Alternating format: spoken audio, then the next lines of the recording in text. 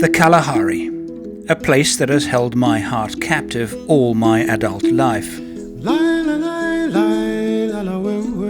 Every venture into this remote and unforgiving wilderness meant confronting isolation, loneliness, dangerous wild animals, and mechanical breakdowns. This is a story of 10 of those years. And it begins with visiting the setting for a favourite book, The Cry of the Kalahari by Mark and Delia Owens. I would go to the place where their incredible story unfolded in one of the most remote valleys in the Kalahari. The writers spent an extraordinary 7 years researching the lion and hyena of the area. I wanted to experience for myself the acute loneliness that can only be felt in such a place. But like a narcotic, once tried, it can never be let go.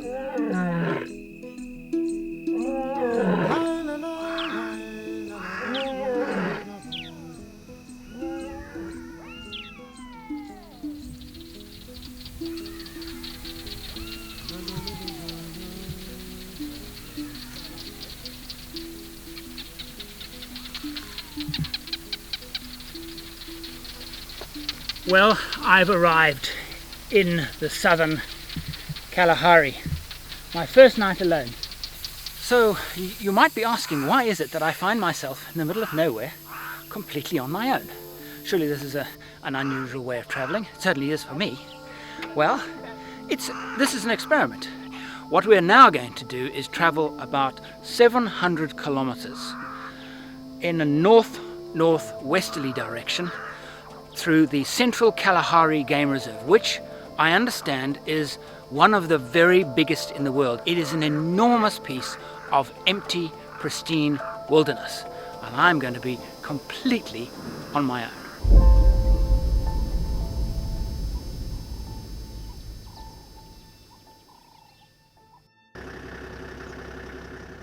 I've managed to get through the congestion of Botswana's capital, Gaborone, and now worn out by the struggle to reach the park gate by closing time.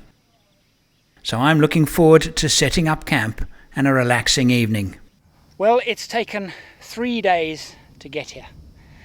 I drove from Cape Town to Johannesburg, up to Gaborone, the capital of Botswana, and another 5 hours from Gaborone to get here. I am in the Katsi Reserve, which is an area to the south of the southern Kalahari, the Central Kalahari Reserve. And it is here that I begin my lone journey through the Kalahari. And I think I'm pretty lucky that I can find a place this remote, that close to home, even though it is 3 days. Now, this is the long drop toilet. Now, I don't know about you, but sometimes I read in the loo. Well, you can read here too. There's the long drop toilet, and there is something to read. All the do's and don'ts of camping in the Katsi. I wonder what the hotel council grading system would make of this. I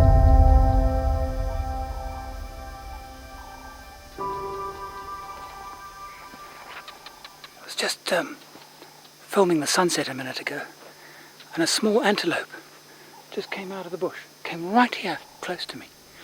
Actually gave me a bit of a fright because I heard the rustling in the grass and I thought, what is that? Small doka-sized antelope, very reddish in colour.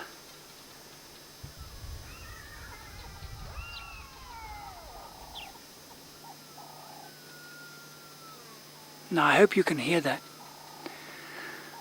That sound, that's the silverback jackal, and I'm hoping we're going to see them, a fox-like animal, very common in the Kalahari.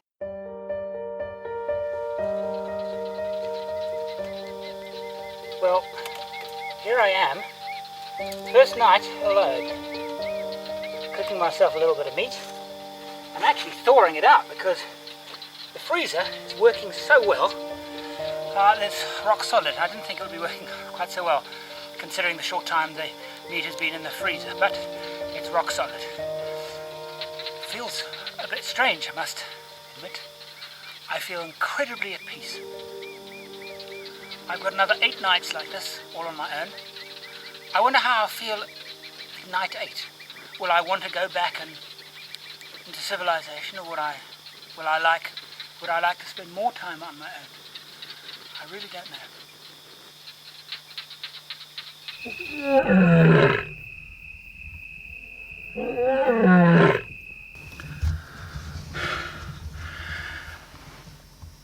My heart is beating.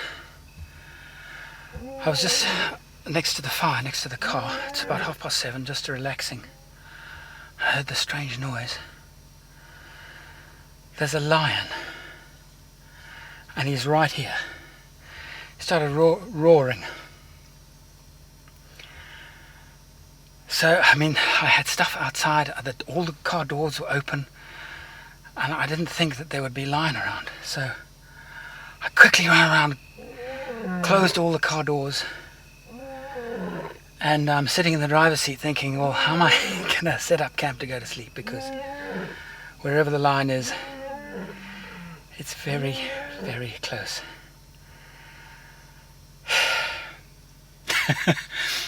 Oh, sure. It gave me a fright.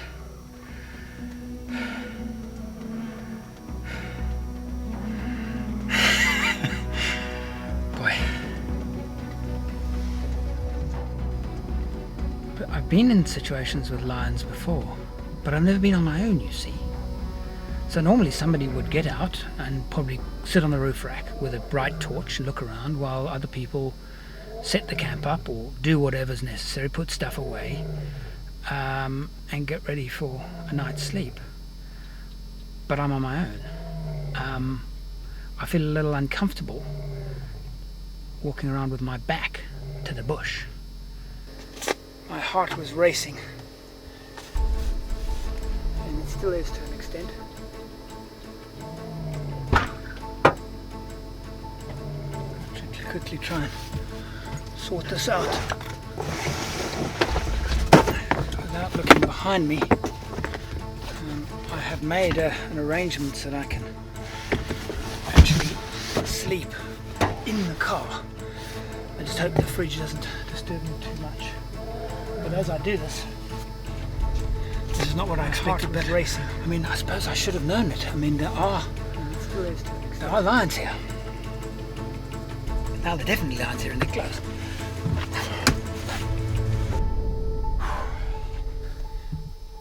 I'm now sitting on the roof rack of the car, looking out. I have not been. I had a good look with our powerful torch searchlight. Can see nothing. I don't think he's moved, and I think it's a he because this is a dry season. It's very likely that he's a loner, and he's calling, hoping that anybody, will answer him. And the reason why we haven't heard any other lion answering him is because there are none.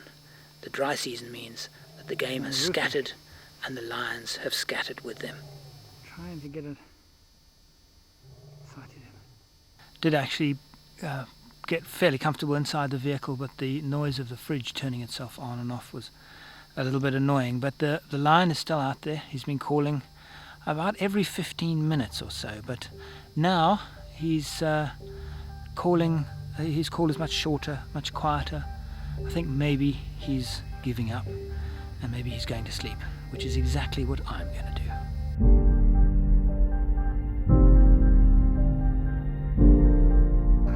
From the relative comfort of my sleeping bag laid out on the open roof rack, I experienced one of the most intensely memorable nights I have ever spent in the African bush. With just a lonely lion for company, under a canopy of singing stars, I drifted off to a dreamless sleep, only to be woken up by the crows. Well, it's 6:30, a peaceful night. I'm woken by the crows and the yellow-billed hornbills feeding off the remnants of our dinner. The lions moved off. The next time I actually heard a call, I was drifting off to sleep, and I heard the last call, and it in fact had moved 180 degrees and had moved off some distance. So I'm pretty confident that he went looking elsewhere.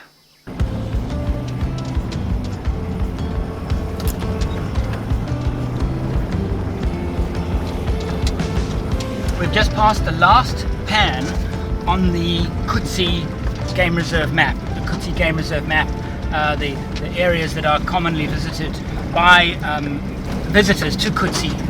This is the first bit of standing water I've seen since, well, on the trip.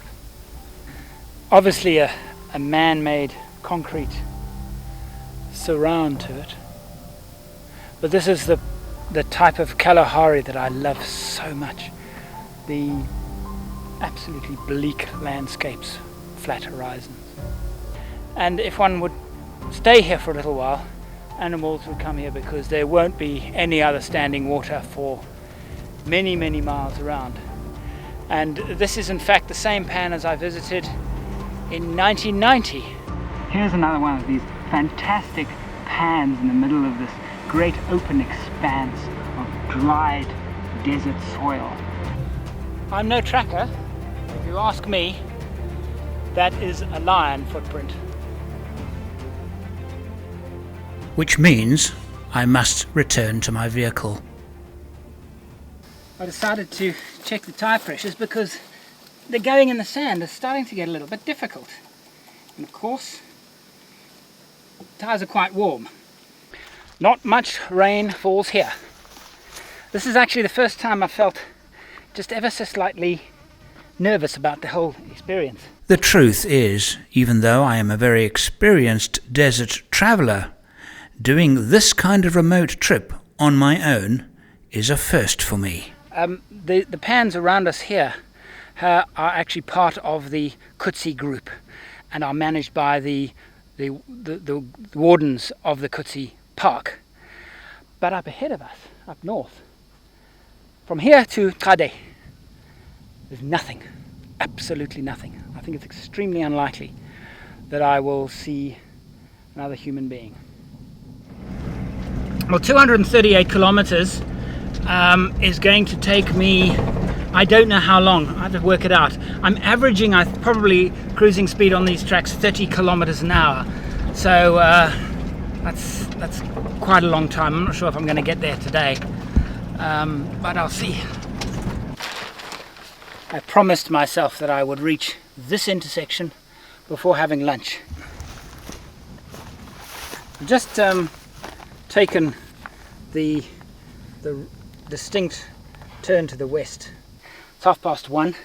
Outside temperature is about 32 Celsius, so I've made this temporary bit of shade, because there's the sun is directly overhead, so there's very little shade, but there is lunch,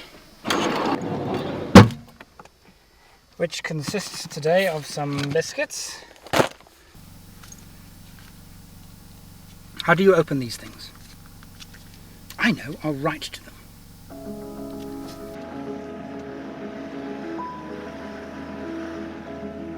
Stopped here to point out something to you. There's an interesting thing about driving in the Kalahari. No matter where you drive, it always looks as if you're driving uphill. And I've noticed it many, many, many times, but on this particular track, it is so pronounced. Now the track in the distance looks like it's going up this long, long hill, but it's not. The Kalahari this section particularly is absolutely flat.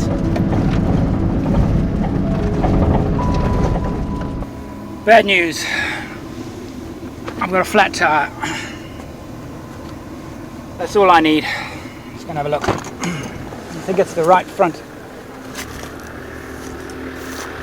Yeah. Oh dear. Oh dear, dear. That's destroyed.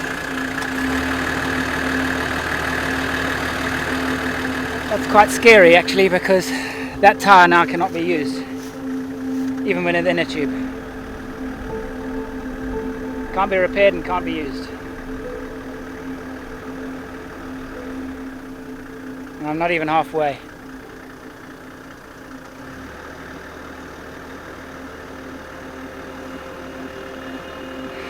I'm going to try and reverse into some slightly harder ground here. Well, I've jacked it up. Yeah, looking at these tyres,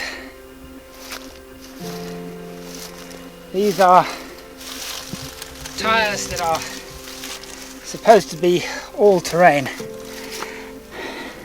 What could have done that?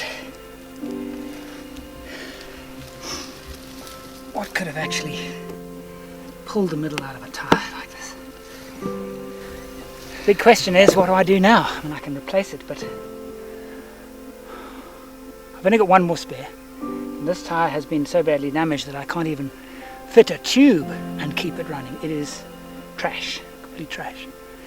And I'm not even 1/3 of the way through the central Kalahari. It's going to take some thinking about. Trying to take my own advice here, and that is to take regular breaks and drink lots and lots of water, because it's incredibly tiring work. And one of the things about when you're on your own, you have to do everything on your own, everything, even picking up the camera and filming. And I'm absolutely knackered already, so lots and lots of water. I am carrying lots and lots of water. That's where we have come from. About 110 kilometers from the Kutsi Reserve. We have to go approximately 340. Same kind of terrain, same kind of risk of punctures, or 100 back. This needs some thinking about. So what I think I'm going to do is finish changing the wheel, at least be mobile again, and then camp here. 3 o'clock, camp, think about it, look at the map, decide whether I continue.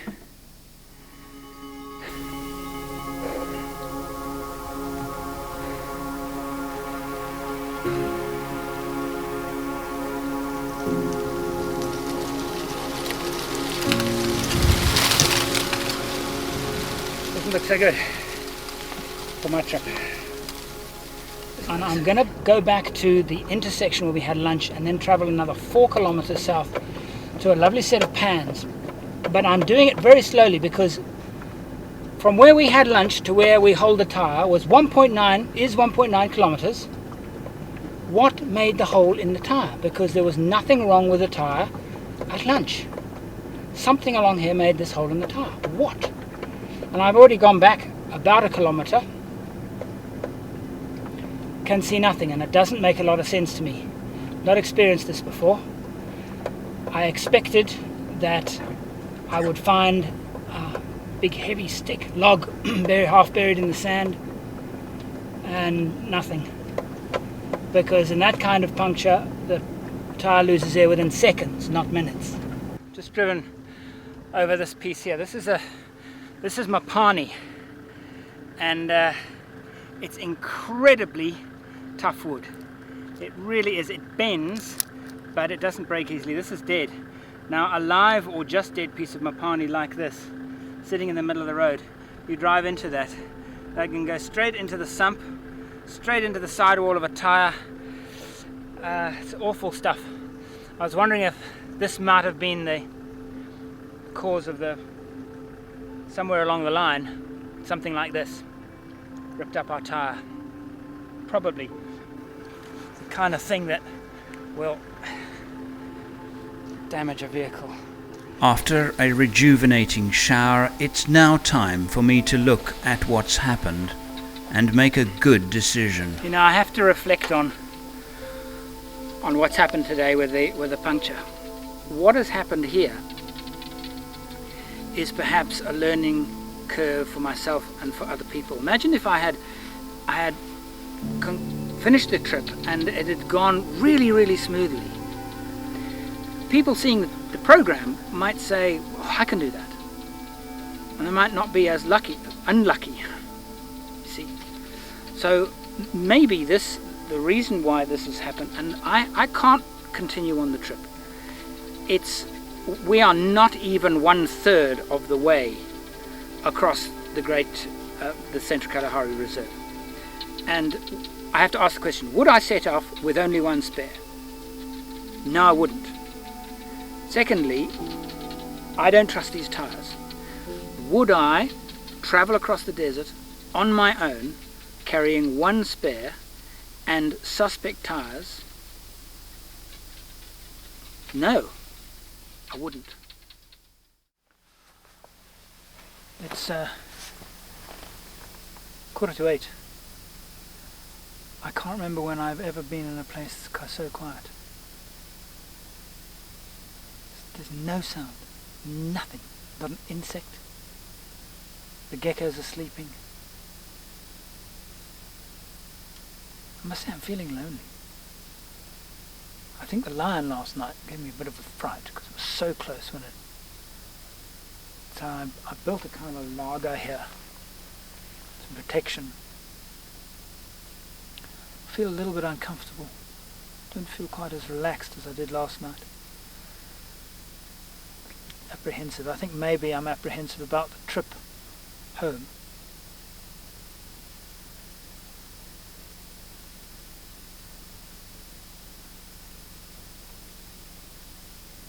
Just heard something behind the car.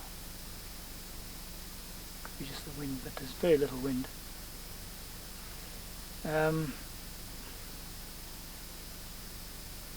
Apprehensive about the drive home. Well, back to Kutsi, and then try and find a spare tyre somewhere. Oh, you know what the sound was? It was my hand. This is how quiet it is. It was my hand on the zip of my jersey. And it sounded like it was something behind the car. It wasn't. That's how quiet it is. Anyway, I've written a story for my magazine about being here. It's actually quite a nice article, I think. It's a bit of an adventure.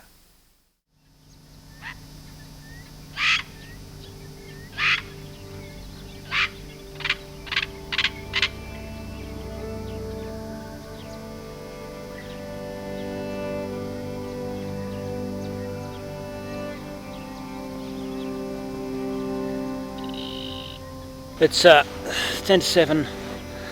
The next morning, again the yellow-billed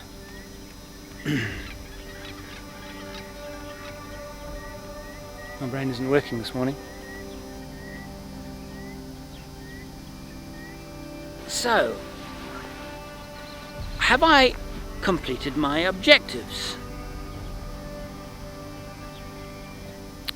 I cannot possibly say that it was a failure because there were no preconceived ideas of what the results might be.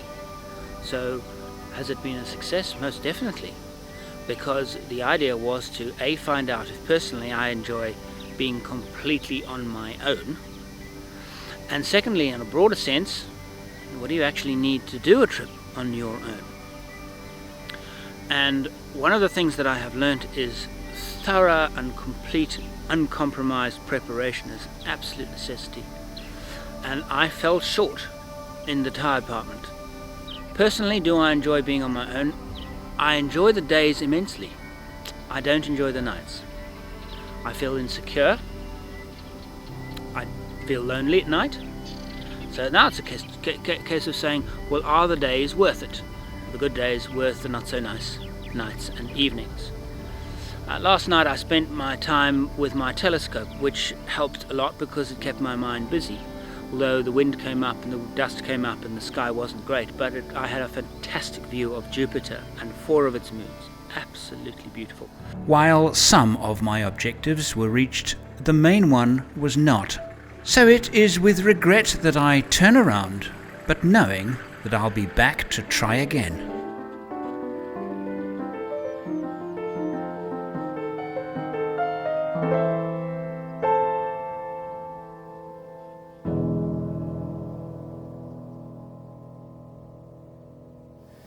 I must say, being here again, it's exactly 1 year, almost to the day, that I was here before. And it feels really good. But this is the bush behind which the lion spent the night. And as you can see, it's not very far from where I was camped. Well, deja vu for me too. As I travel now northwards, leaving the Kutsi Reserve behind me, and I'm going to try and do now is tonight get to Gabe. Gabe is very close to where the actual puncture took place. I then turned back about 4 kilometers and then spent the night in a little clearing. And so I remember that on the previous trip I had a sense of trepidation about the whole thing. I don't this time. I don't really know why. Maybe I just know that I'm better prepared. Just really, really looking forward to it. A Corey bustard and a white-backed vulture welcome me back to the Kalahari. The idea is to travel northwards on my own, no camera crew with me at all, through the remotest part of the Kalahari thirstland. Me, my truck, and the desert. So I now welcome you on my journey as I start all over again. So what's so different about this trip, and why do I think I'm going to succeed this time? Well, different vehicle. Not that the vehicle had anything to do with the failure of the other trip, but it was the tyres, and this I've now fitted what I consider to be the strongest all-terrain tyre available. And the second major difference is I have a different hat.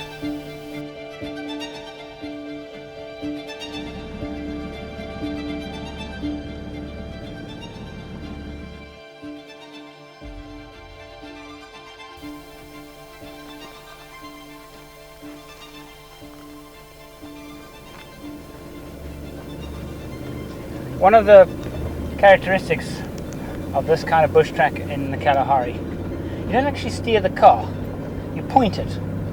In fact, there are sections like this that I don't actually have to do any pointing at all. I can just take my hand off the steering wheel and the vehicle will move around the tracks completely on its own. Yeah. Well, nice day actually. Not seen too many animals. Kudu earlier. Birds. Birds. Lots of yellow-billed hornbills. Lots of small testiculars that fly in front of the car as if you're chasing them, and they follow the road. They are absolutely exhausted by the time they jump off. Quite a few of those. And Corey bustards. I've seen 2 Corey bustards. Corey bustard is the world's heaviest flying bird. They are enormous.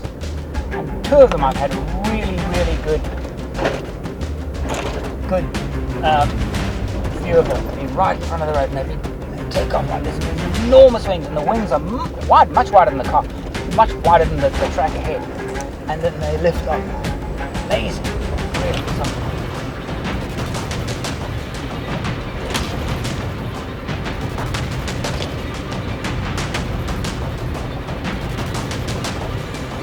Well,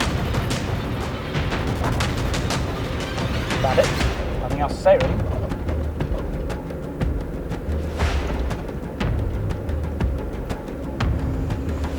Very relaxing. I'll watch a movie or something. It's actually very, very dense bush. Boring actually. Not a great deal happening. Whoops. Every now and again.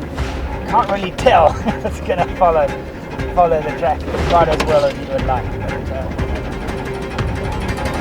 I don't really recommend it, but it's good fun.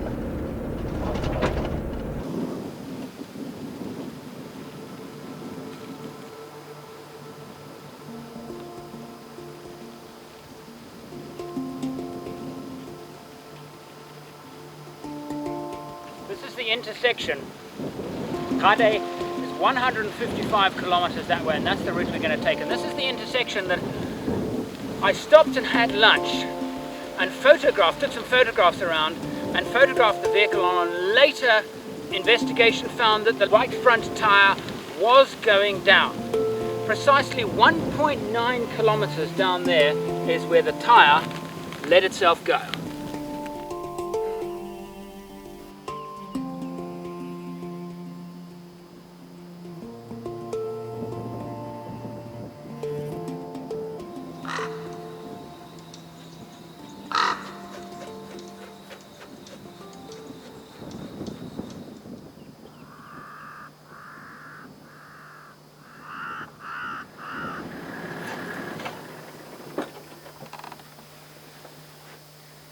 Well, this is the Gabe campsite, and this is where I sat, spoke to you, decided it was folly to continue.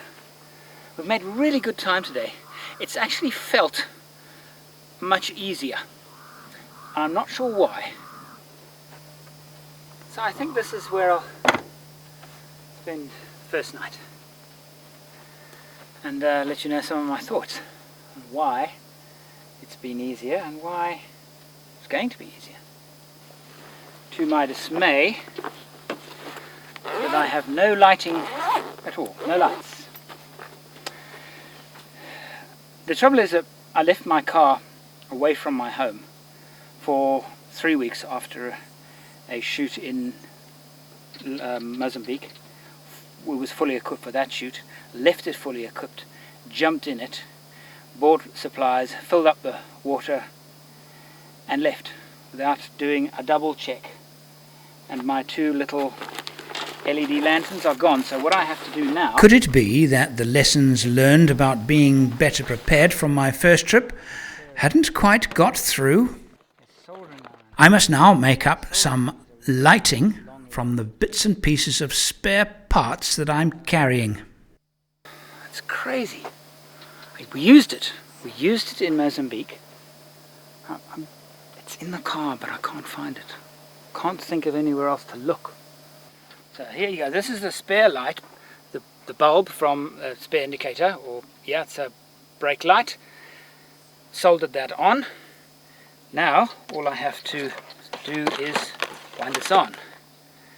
But clever me, thinking about where can I find some insulating tape so I can wind it on to prevent a short, I find this.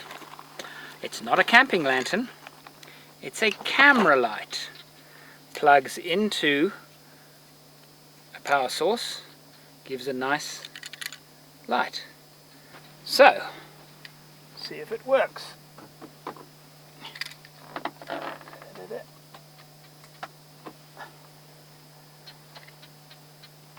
Oh well, it was a good idea at the time. It's just blown the fuse. Well, quite a nice evening, really. The light problem is sorted. I figured out what happened. My vehicle was, as I said, in storage for a short time, and some work was done on it. They must have taken it out, and they also took. I've got two of these little headlamps. One of them is gone. So, but anyway, not going to worry about that. The light I've made works well. I'm not sure if I'm quite used to the quietness in the evenings though. It's going to take some getting used to.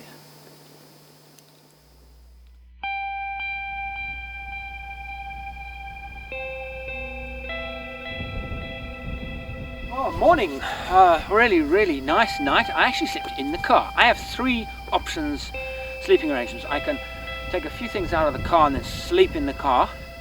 Trouble is with sleeping in the car, it's enough space, but when the fridge turns itself on, it woke me up a few times during the night. The other alternative is on the roof rack, which is one of my favorites, which I can do. I don't have a ladder going up the back of the car, so getting up and down on this particular car is a bit awkward. And I also have a tent. Quite a chill has come up this morning with a wind. The wind has changed 180 degrees. It's now coming almost, I said, due north. maybe a little bit to northeast. And as I sit here cleaning up, having some breakfast, cereal, the wind's getting stronger and stronger and stronger. And that's the one thing about sleeping on the roof rack. The wind comes up in the middle of the night, it can be most unpleasant.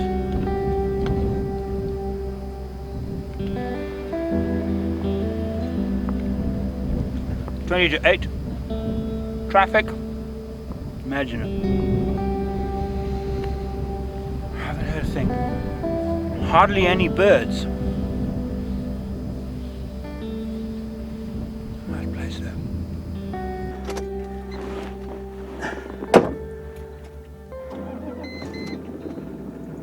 Sweet.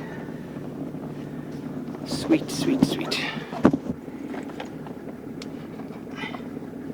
One thing about traveling in these Land Cruisers, I have spent many years in many different vehicles, notably Land Rovers and Mercedes Geländewagens. Love them both, but there's a difference, and the significant difference is I never worry about my Toyotas. I just never worry about them. It's not that the others have let me down in any major way, but it's a feeling here. Just put the key in and they run. Take the key out and they stop. And they do that year upon year upon year upon year. Well, as my camera's ready in case I see any animals, but gee, it's a hot, hot day. Not sure if we're going to see much of anything. It's a good 30 degrees already. It's 11 a.m. Now it does actually feel, suddenly from this point, because this is now beyond where I went before, it's a little bit more exciting. It's a little bit more, I feel much more that I am in the wilderness just by the fact that I've gone past that particular point. So I don't know what lies ahead. Well, there is Kare ahead. Actually been pretty easy going, a lot easier than I thought it would be. I thought the sand would be a lot thicker. Well, there's actually nobody here. The magic of travel is that you find a spot on the map and you arrive, and suddenly for years you've seen this map. In my case, you've actually drawn the map and you see a main. Nothing until you arrive here. And there is in fact a gravel road that heads out west, a main road, and of course now we are heading north towards Piper's Pan and Deception Valley. About 20 kilometers north of Kade. Everything opens up completely. No more trees, only bush, low bush. Still Mopani. The sky has suddenly become absolutely vast with the openness. Oh my, look at that. Another car.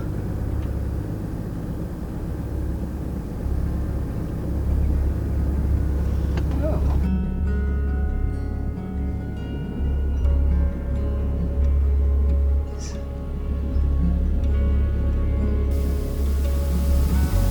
How long ago did this happen? I'm looking for clues. It's a Mercedes-Benz M-Class, a reminder to me of how vulnerable travellers are in places like this. If the grass on the tracks had been much higher, I'd be checking under my vehicle every 15 minutes. When grass bunches in and around the exhaust, it can lead to a fire. There is no doubt in my mind that's what happened here. A reminder of how thorough preparation can save one's life. This is the Clear How waterhole. Always a danger, of course, climbing out. I want to go and have a look at it, but I want to make sure that there are no predators around first. So we're at approximately the point of no return. I would guess is about here. So standing here, setting up the camera, and a crimson boo-boo in this drab surroundings, this incredibly brightly coloured bird. And it's so obvious that the creatures around here are not used to people, because they come right up to you as if you're not a threat at all. So he just toddled right up to my feet. As I move further north, the game, big and small, becomes more abundant.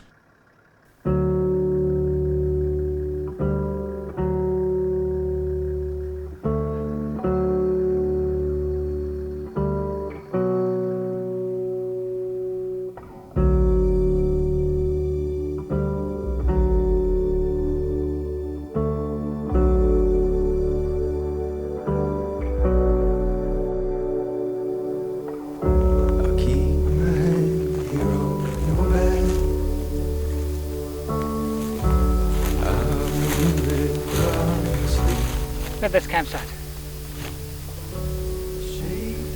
This is what I come here for. This is the reason I'm here.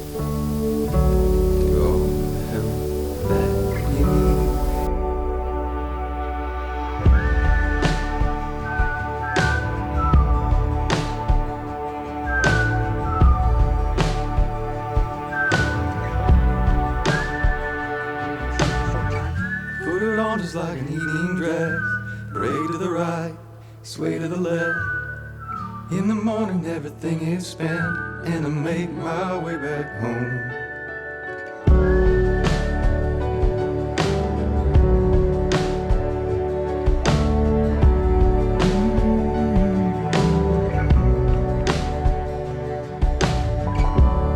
What the wires couldn't catch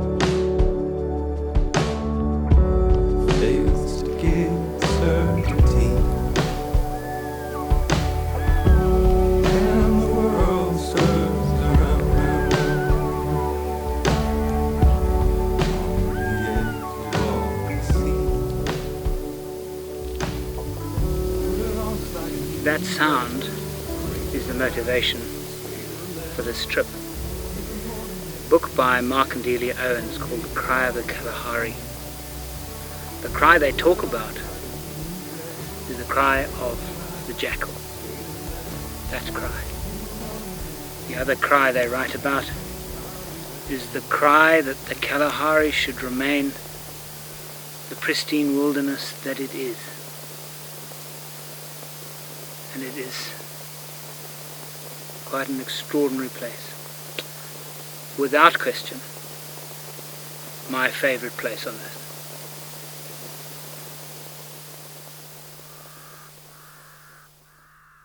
Solo travel in extremely remote areas provides the perfect conditions for what I like to call benign insanity. Symptoms are talking aloud to oneself, often about unimportant things, and generally being a bit silly. Oh, it's early morning. You probably can't hear me because you're right over there. And I'm right over here. So it means I have to go right over there to turn you off.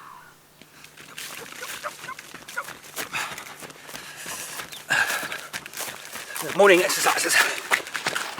It's mostly harmless, probably caused by the unusual condition where one's actions are not only independent of any other person's, but are totally self-centered without being selfish.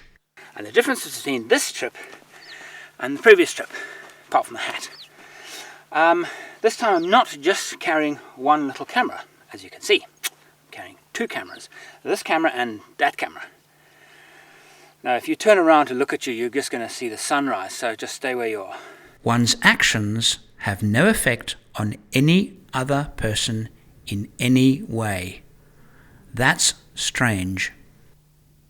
Utter and complete freedom. You have nobody asking you what to do, how to do it, to do something. Every decision is your own. It doesn't absolve one from stress of needing to make decisions, particularly with with what I'm doing here, I'm also making a film program, so I have to say to myself every now and again, no, you're here to make a TV show. Okay, well, this is quite a thing. A 2-camera shoot. 2 cameras, 1 crew. Would I recommend it to other people? If you're not very experienced, no. I don't think it's a good idea. There's too much at risk. If you are very experienced, would I recommend it? Without question. But prepare meticulously. Preparation on this trip, as compared to the last one, I have prepared better. But I still haven't prepared well enough. Time to head further north. My goal today is to reach the exact place where the book Cry of the Kalahari is set. You see, these crows have been hovering around for a while. The moment I started my engine, they took off and came a lot closer. That means that they're conditioned to people. They've learnt that when people are around, people leave scraps. And when the engines start, it means that they're about to leave and they can then get to the campsite and find those scraps. But I don't understand. There's nobody here. Very few people ever come here. I just came off the track, drove around some trees and camped. These are smart birds.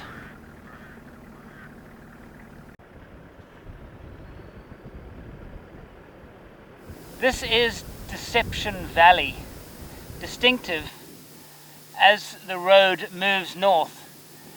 Gentle rolling hills both sides of the flat plain through which the track moves.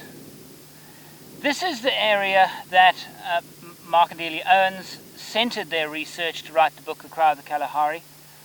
They camped, their main camp was north of here, but it was this area that they centered their research.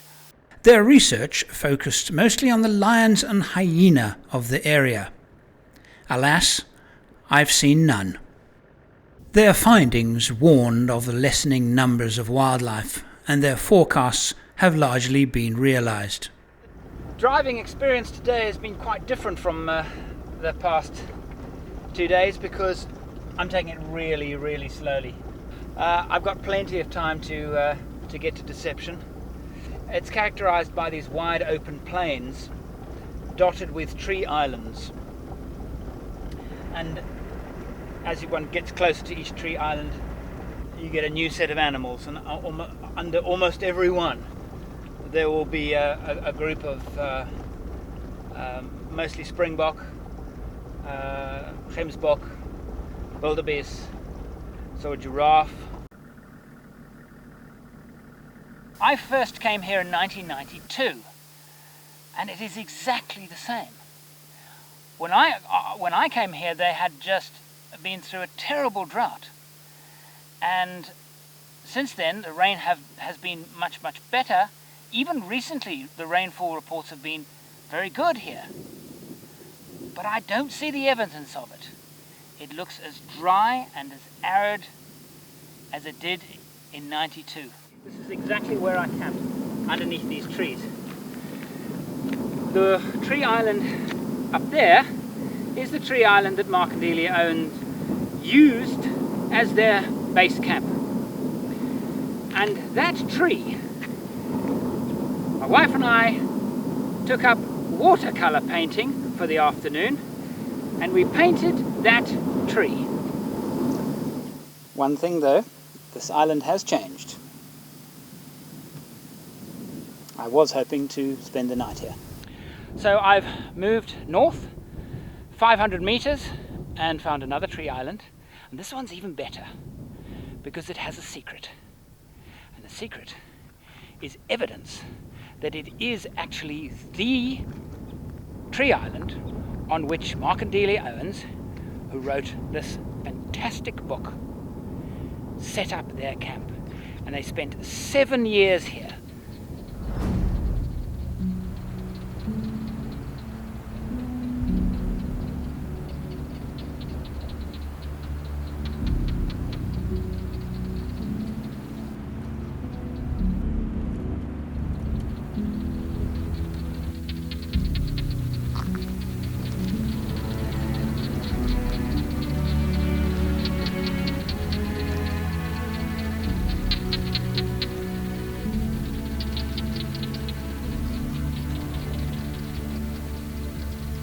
passage from the cry of the Kalahari, which sums up this trip. It was early in the rainy season of 1975, and Mark was driving into Mound for supplies. Because he would be gone for 3 or 4 days, he had not liked leaving me alone in camp, but I had insisted that I remain at Deception to catch up on paperwork. The drone of the engine faded from the dunes, making me one of the most remote people on Earth. I stayed behind not only to transcribe notes, but also to experience the sensation of total isolation. Looking over the riverbed for a while, I let the feelings settle over me. It was comfortable, but so total solitude takes some getting used to. Although I was the only person for thousands of square miles, it took a while to shake the feeling that I was being watched. How I understand how she felt. And so, in amongst a symphony of barking geckos, the end of another wonderful day.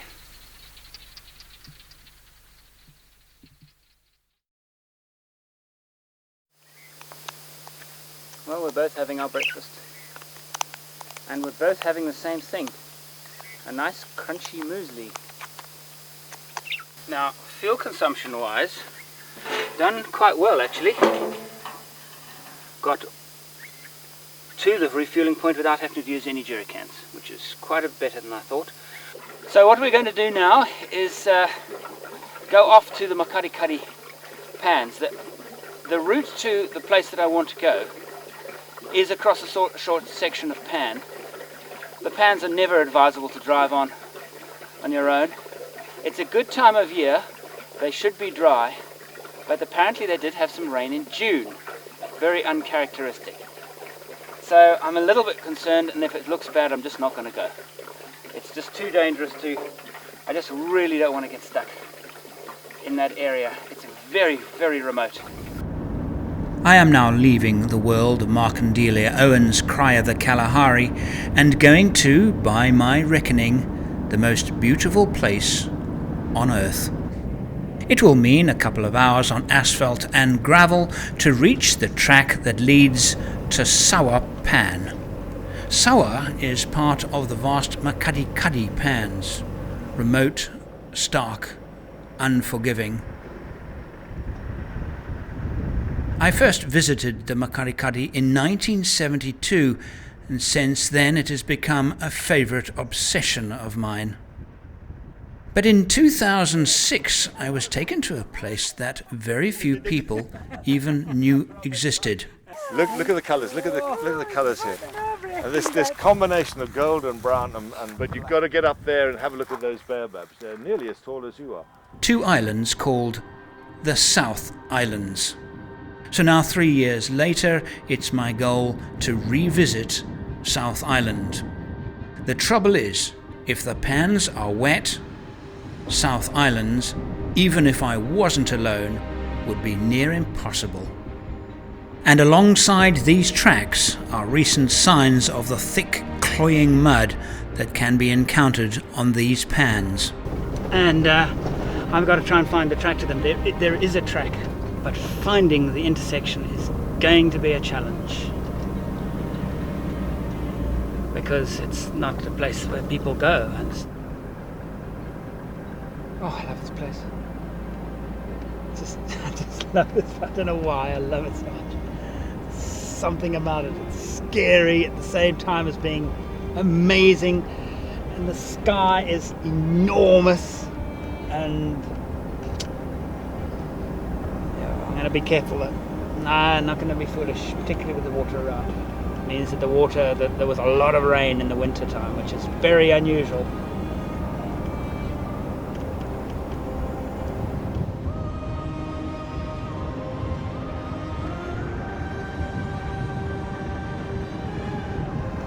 I'm not sure what I'm going to do actually, because well, firstly, to find the track that leads to South Island is going to be bad enough, but now with the restrictions of water on the pans,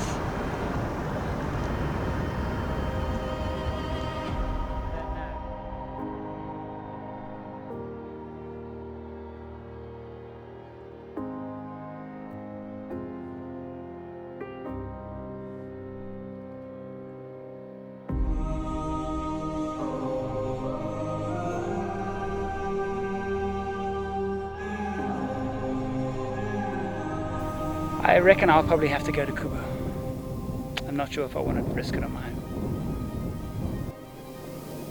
Really wanted to take you there. I wanted to take me there too, but... So I've moved on to Likubu. It's one of the few places in the Makarikari where tourists go. They are all self-drive and willing to rough it. Everything has gone splendidly, except I just couldn't quite get to where I wanted to get. You know, the Makarikari Pans hides its secrets very, very well. I'm now walking back with this, oh dear, the dust. Oh my heavens. Oh, look at that. Ah, dear, dear. I think maybe I'm going to have to walk backwards. This is really horrible. Oh, dear, dear. Instead, I've set up camp at one of the official approved camping sites on Kuba Island. And now there are people walking around the island, and I wish they would go away. My final destination, Naipan, lies about 100 kilometers to the north of me, but I have been informed is closed. My suspicions have been confirmed. The winter rains have made the tracks on these pans impossible. So again, I must leave without all my objectives achieved, but knowing I'll be back to try again. We're just saying that we don't think we'll cope with another bogging down.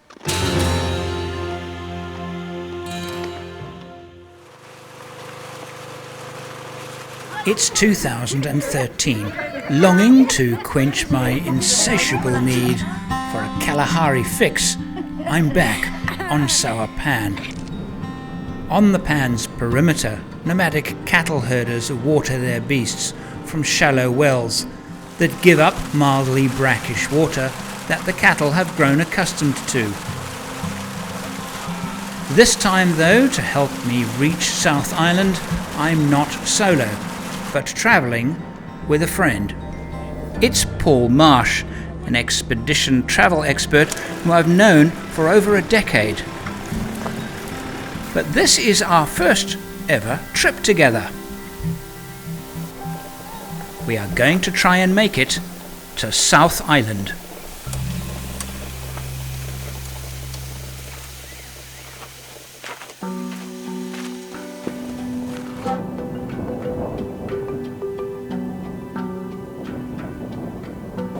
We've just got to go and find the island, and then we'll drive towards it.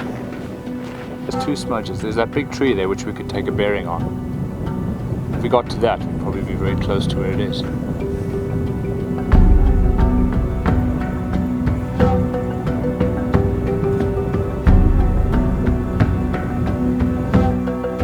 Now, I don't think what I pointed out with South Island is South Island.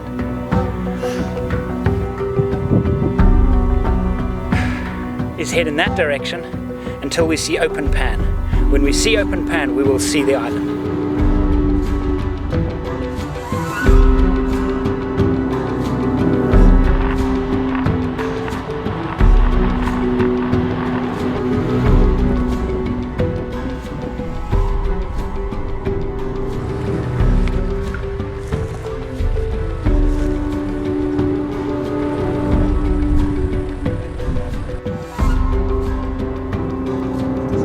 This is wrong, it feels wrong. That feels right.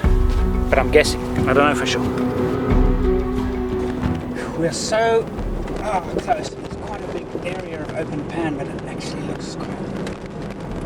Well, hold your breath, don't say it. Let's get there. Okay, now, we're, which is the right tree now? Am I? It's that tree there. It is that tree there, isn't it? Yeah, that's the tree we want. So, okay, I'm now driving directly towards the tree.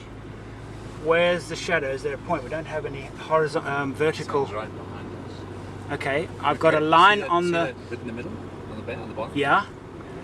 So if we take that little... That's our compass, sun compass. Our sun compass, so we keep that smack in the middle. Now we're going to have to track left and right because some of this is quite hard. But it's quite difficult, yeah. Yeah, But so as long as we've got the tree. as long as we've got that tree. Okay. Yeah, I wouldn't have thought of that. That's good. That's a good way of doing it. But all this...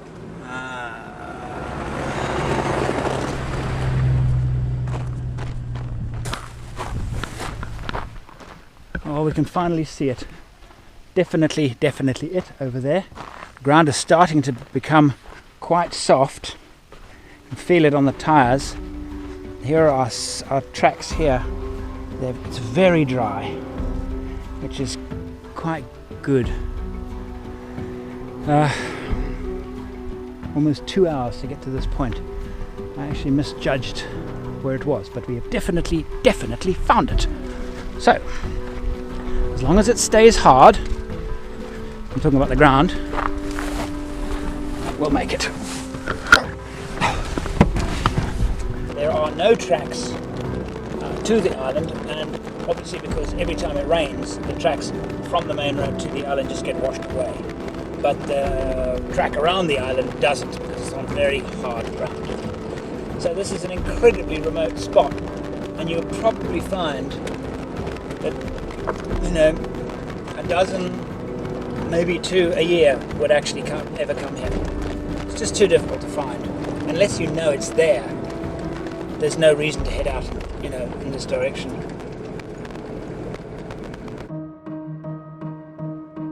We've made it to South Island.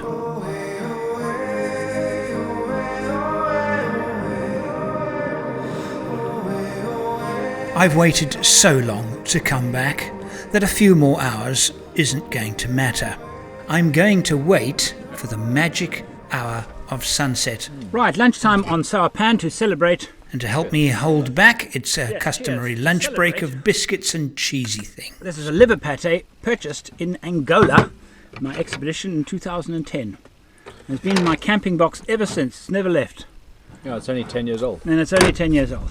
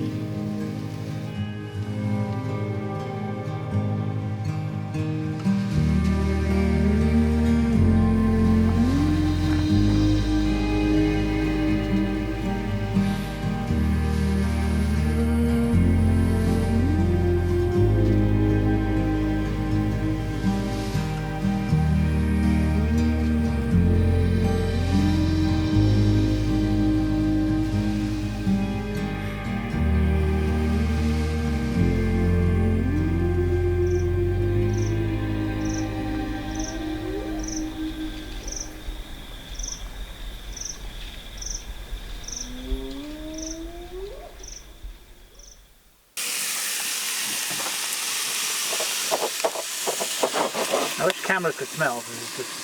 Trust me, it's good. Great little stove ribs. Yeah. 8 days we've used. What, we've used one of those? We've used one of those, and we just opened the second one in 8 days, 2 of us. That's actually very good. You'd be surprised how little gas you really use. Yeah. The big heavy ones, you know, prefer these. There you go. There. What did I tell you? There you go. Boiling. It's a treat in the morning. Hey, isn't that quick? And I make the coffee. That is good. Is a cool toy.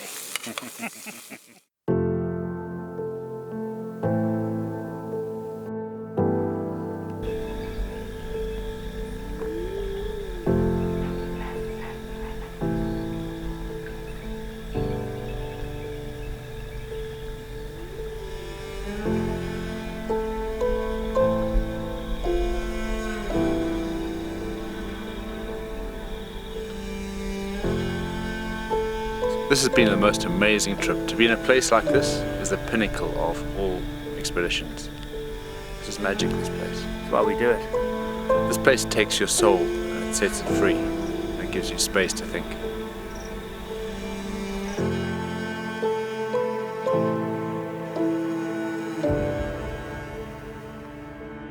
It's 2018 and I'm back. This time not only to retrace my steps through part of the Central Kalahari Game Reserve, but to reach the intended final destination of my failed expedition exactly 10 years ago, to explore Naipan to the north. So the road has become a track, quite soft sand, and we're getting very, very close to the boundary fence of the Central Kalahari Game Reserve.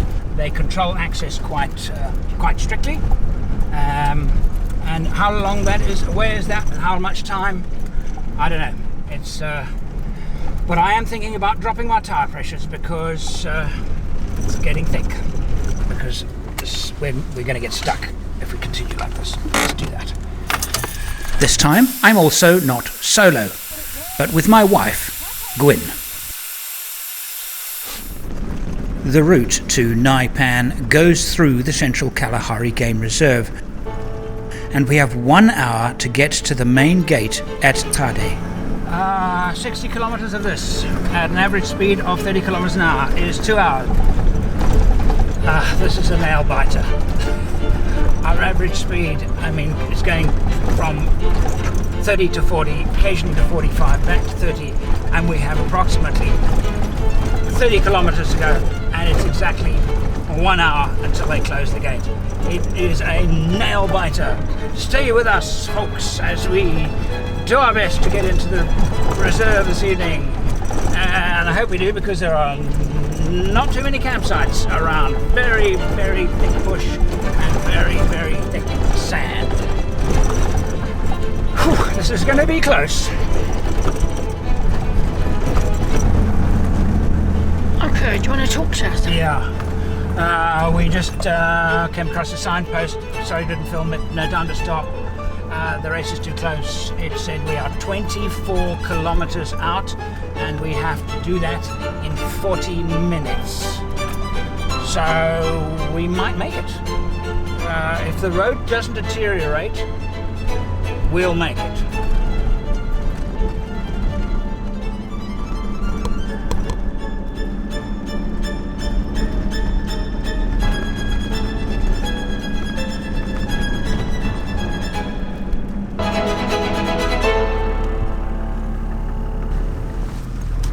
Alright, we didn't make it.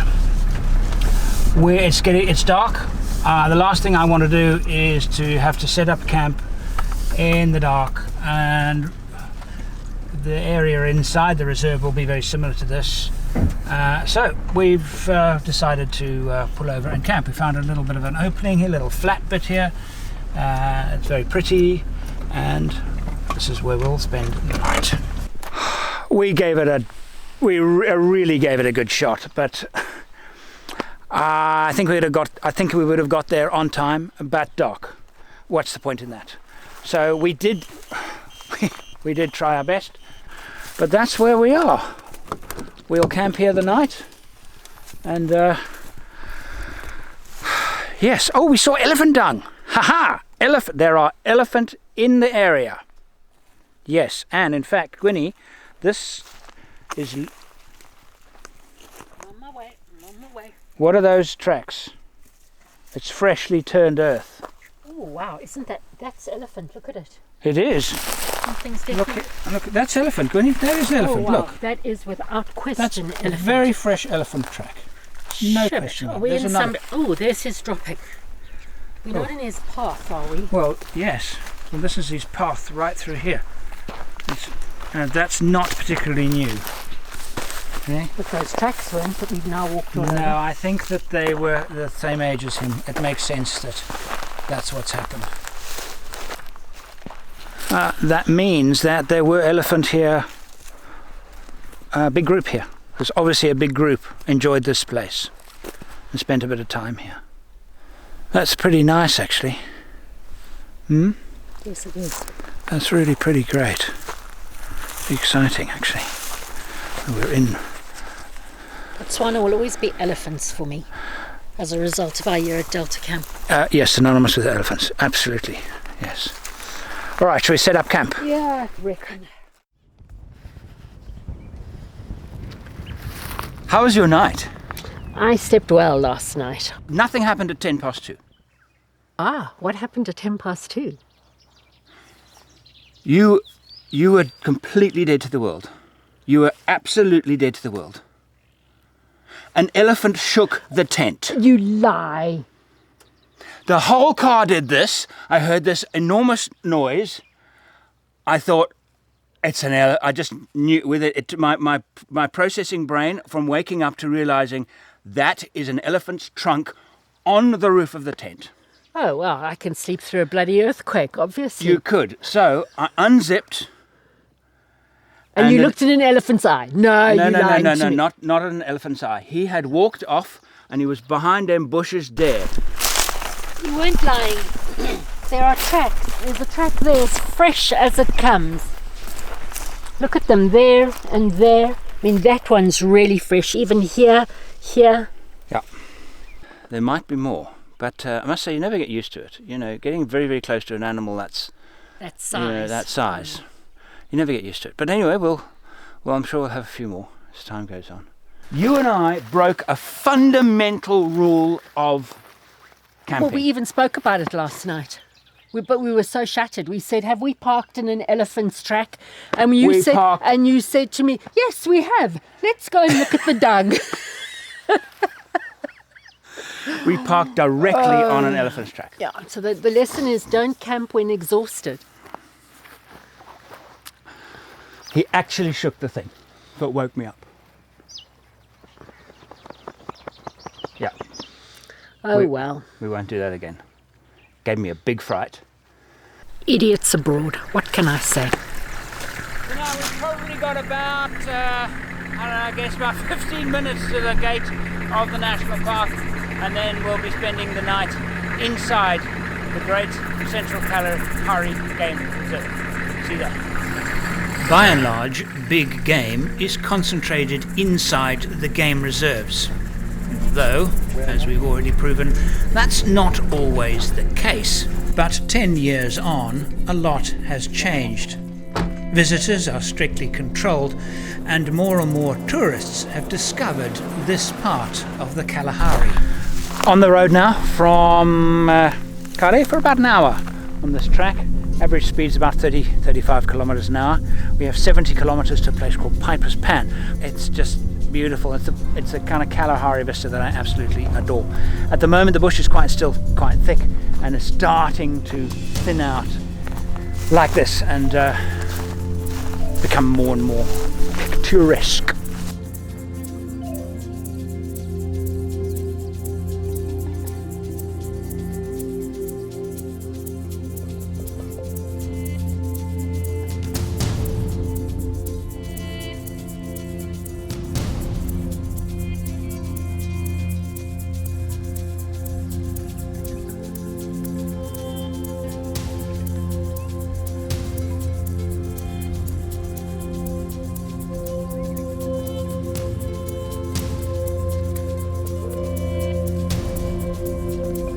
A lot of game, eh? Absolutely idyllic. Wow, so Absolutely much more idyllic. than my other 2 visits. So much more on both. Fantastic. For me, Yes. with the vultures. I just got a glimpse of it on the camera. Lappet face vultures. They are enormous birds. There were 3 of them on the ground. 4. 4, oh, okay. Difficult to photograph from a car. A black-backed jackal remains close to the kill. Very difficult for us to tell what animal the kill was.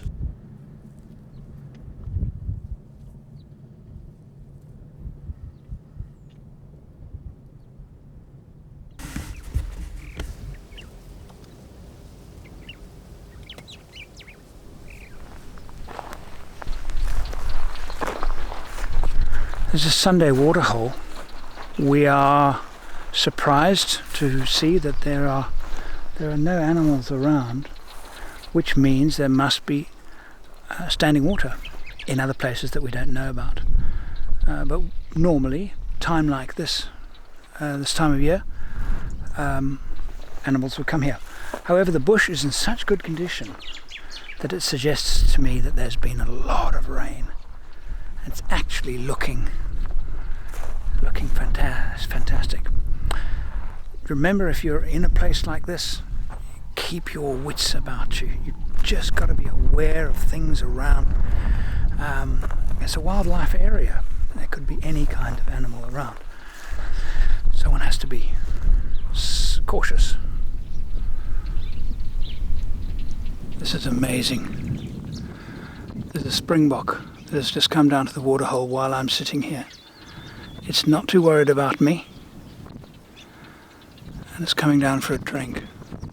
It's very curious. It's not nervous of me. I'm actually amazed that it's so bold.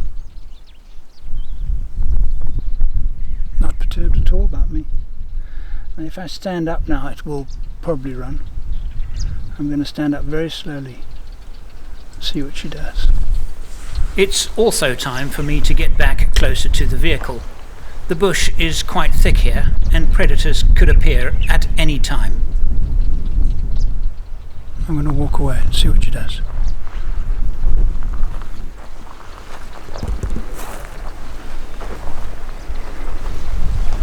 Now finding our campsite. It's Deception Camp 01, and I see this broken sign here, so we have to do a little bit of, it's upside down, but I think this is it, because if I take that, and that says 01, and if I go there, it says, there you go. Aren't I clever? Okay, smarty pants, how do you know it's not up that way? Because there's a campsite right there, and it's got nobody in it. That's our camp. Prize for the day goes to Me.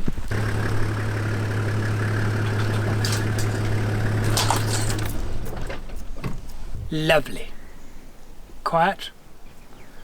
So are you going to make me a roaring campfire? We're definitely going to have a campfire tonight. I was thinking about doing some astrophotography, but not really any foregrounds. Foregrounds for astrophotography, you need a distinct shaped tree or something distinctive. This is just bush. So I might see how it goes. But I'm actually quite bushed, and I think I'll Just need as well you're in the bushes then. Yeah, I need to get the tent up and a cold thing in my hand. So tonight we have a beef stroganoff. Well, not really a stroganoff. It's with garlic and olive oil and stuff. A stuff. Potatoes and oh yes, it's cordon bleu. It's been slaving all day. And that's all you can manage. I'm going to say on the subject. So, David Livingston, are we actually having a fire tonight or not? I was thinking about it, but I'm also busy doing other things.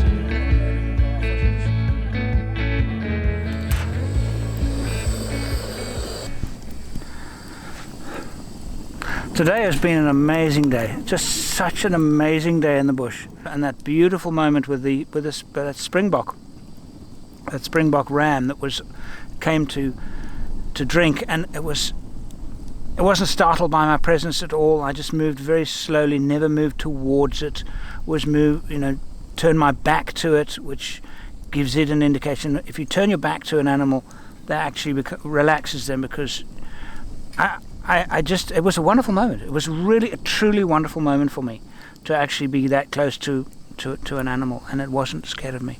It was absolutely wonderful. Gun was in the truck. She was keeping a lookout for any other animals with binoculars and ready to drive towards me had we seen any predators.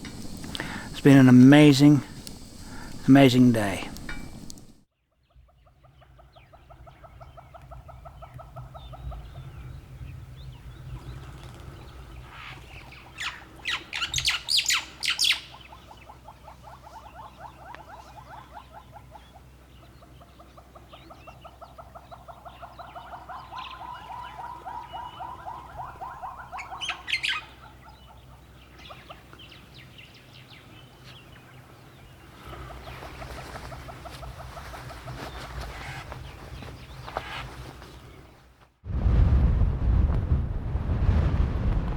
Makari Pans National Park is characterized by vast areas, enormous flat plains,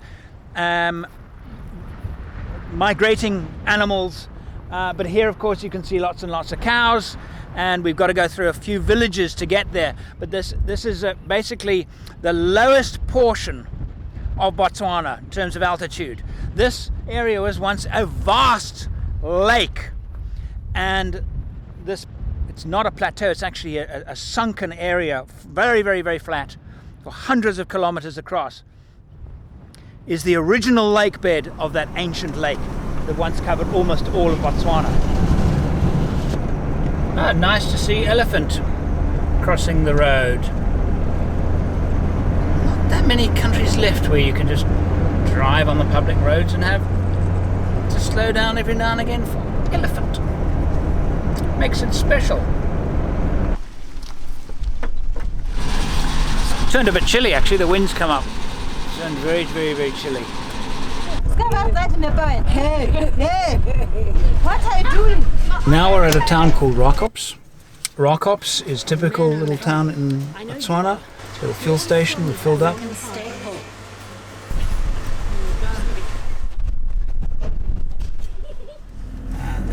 Our route means that we must now cross the Boteti River, one of two main rivers that can reach Sawapan at times of flood. Can I cross? For the ferry? Yes. Can I film? Sorry? Is it alright to film? Take pictures. No problem. How much to cross? It's 150 one way. 150. Yes. The water level being quite low means that the pont doesn't need to move. The pont fee has in effect become a toll fee to cross this temporary bridge.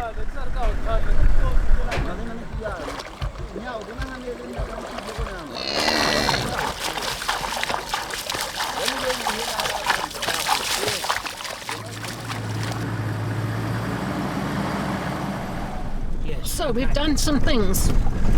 Entered the Makari Pans National Park, of course to us across the river, the Boteti River, and now we're going to have a little game drive and look for some animals.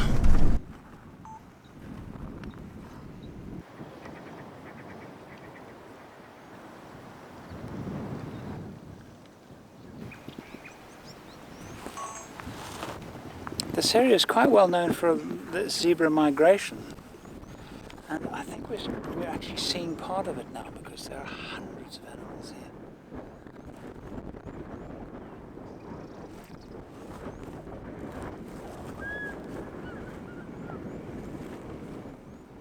Fish eagle.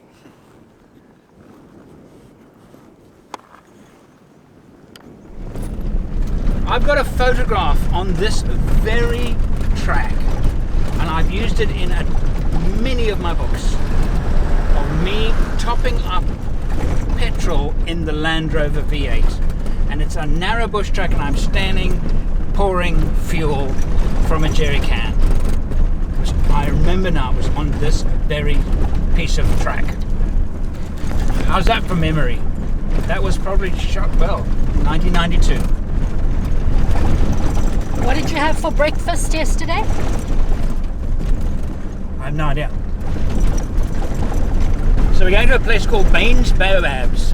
Famous actually because it was painted by Sir Thomas Baines. The painting of which, the original painting of which I believe is in Buckingham Palace. Might be wrong, but I know that Prince Charles actually came out here in his helicopter. Didn't have to put up with the corrugations. Corrugations too good for His Majesty royalty. And he painted the baobabs. We're now going to go and see. Why did he paint them? I've actually been there before, and they're definitely worth painting. Na na na na oh, na na na na we.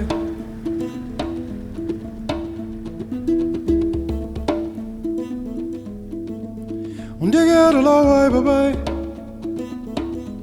Ero nagi rocco no mana lepto chinde. Undegero na la way bye nagi urku. Ero nagi nagi nagi roko no mana lebjo chende. Na na na na baba we. Na na na na we. Na na na na.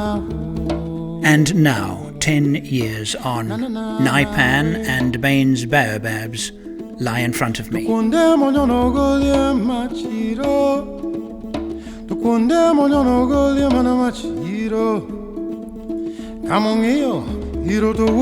My journey is coming to an end.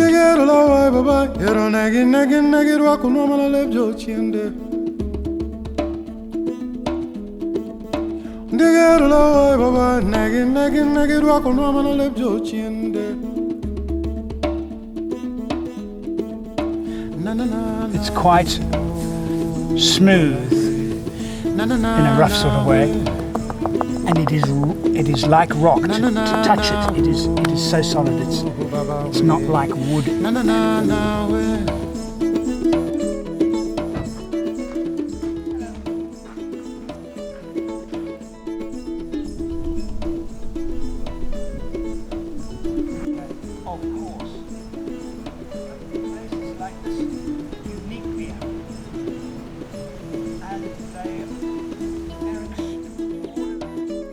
I look at these names that have been carved on the tree, people's names, and I can't help think that it must be part of human beings' need to leave a legacy. That inside of all of us, we all know that this, whatever this is for us, is temporary in nature.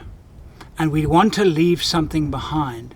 And there's something about, because you won't find graffiti anywhere in the Kalahari, apart from on living trees. And the baobab, being a very broad canvas, is an obvious attraction. I don't quite understand it, but I have to conclude that.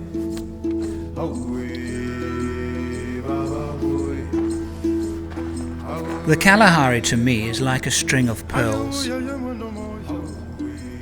Between its hot, flat and barren plains lie places that have stamped an eternal footprint on my innermost existence. It's places like South Island that stir in me the simultaneous emotions of contentment and a heartfelt longing. So that even when I'm there, all I want to do is leave so that I can look forward to going back. La la la la la la la